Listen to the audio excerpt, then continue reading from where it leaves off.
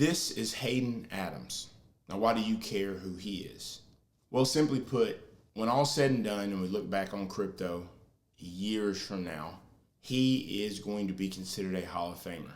Now, the reason for that is he is the founder of a first of its kind exchange, and that is Uniswap.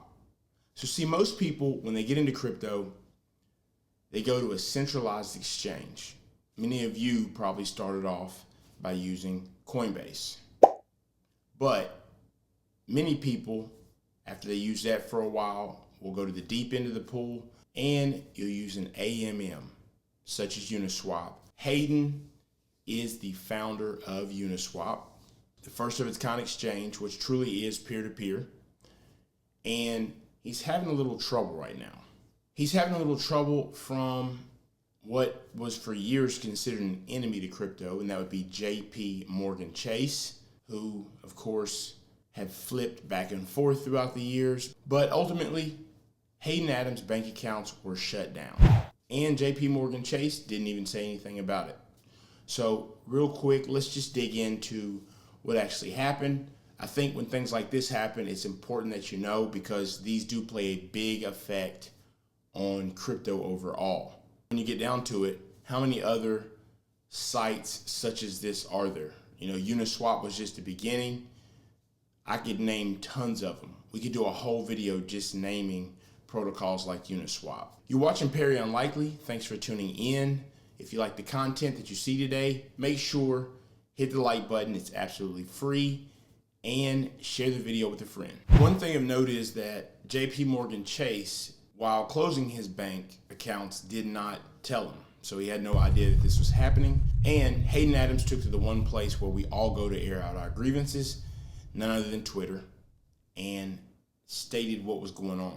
I know many individuals and companies who have been similarly targeted simply for working in the crypto industry. Thanks for making it personal. So the former CFTC chairman said that this was likely a move by the Fed or the OCC, and actually, when it comes down to it, contractually, that they were not allowed to tell Hayden Adams or any companies they do this to that they actually did close their accounts, which is a whole nother issue if you ask me, but simply my opinion. And by the way, I'm going to put a link to this article in the description. You should definitely check it out. Stuff like this is a big deal because it really is going to affect how crypto is able to move into the future. It's just not a good look, and it could simply be the first of many dominoes to fall. So that's really where the concern comes from my perspective. This is also months after the SEC said that they were going to start looking into and investigating Uniswap Labs, the creators of Uniswap. So you can see the trail of events. We don't know where this will go, but it is important to stay on top of it. For those that haven't been in crypto long enough to really understand, it used to be extremely hard to purchase crypto, even up to just a couple of years ago. Banks would literally not allow you to purchase crypto, many of them. Now, over the past 2 years, what's happened is many of those banks have come full circle and went from trashing crypto every chance they got to now praising crypto. So we have seen the transformation, but are we reaching a point where if I decide to go into a grocery store that the bank doesn't like, they can just shut my account down? And maybe it is deeper than that, right? Maybe it is deeper. There's a lot of talks about shadow banking when it comes to many crypto organizations.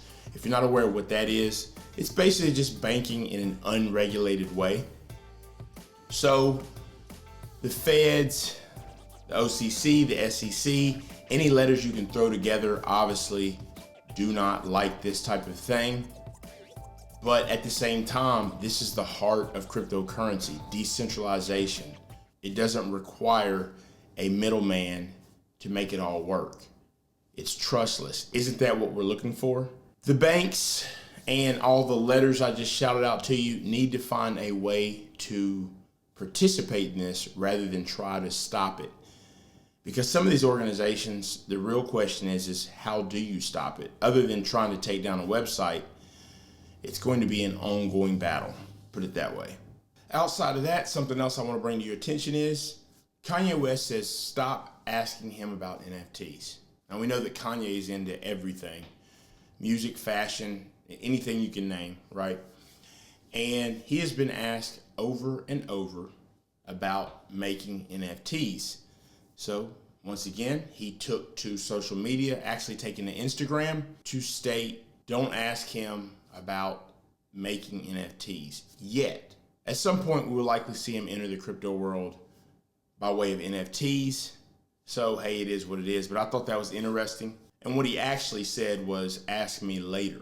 So one reason that's interesting is obviously NFTs are pretty much the rage right now. I do suspect that it will die down at some point a little bit, at least during the bear market. Most of the projects anyway. But obviously, if someone like Kanye West does launch NFTs, they're going to go nuts. It's just the way it is. He's got a crazy fan base, so it is what it is. That's something else I wanted to point out as well. So just bring you a little news on what's happening. I thought it was some interesting stuff, so I figured I would just bring it to you. Thanks for tuning in to Perry Unlikely. Consider subscribing. If you like the content today, do me a favor, hit the like button. It helps the algorithm. Leave me a comment. That helps the algorithm as well. And the one thing you can do to help this channel is to share my content with a friend. And I'll see you next time.